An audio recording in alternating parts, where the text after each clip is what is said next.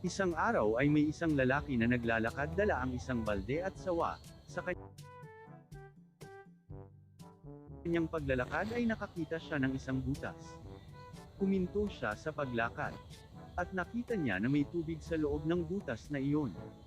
Pagtapos ay unti-unting ipinasok ng lalaki ang alaga niyang sawa neto sa loob ng butas. Inaalalayan niya ang pagpasok at nang pumailalim na ang ahas.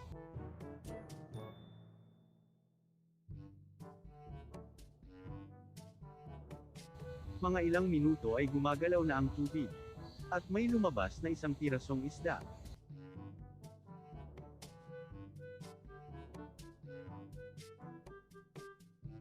Maya't maya ay nasundan pa ng paglabas ng ibang isda galing sa butas. May maliliit at may malalaki. Mahahaba at malulusog na mga isda.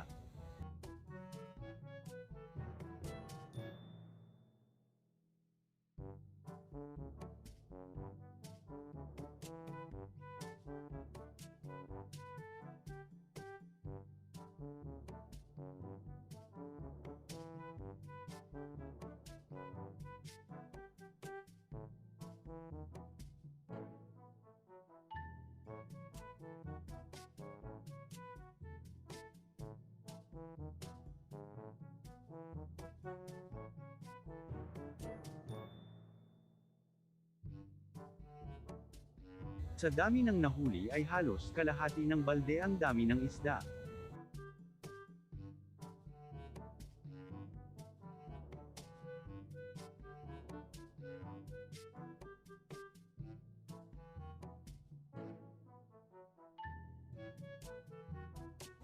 At pagtapos ay unti-unting hinayla ng lalaki ang sawa mula sa butas.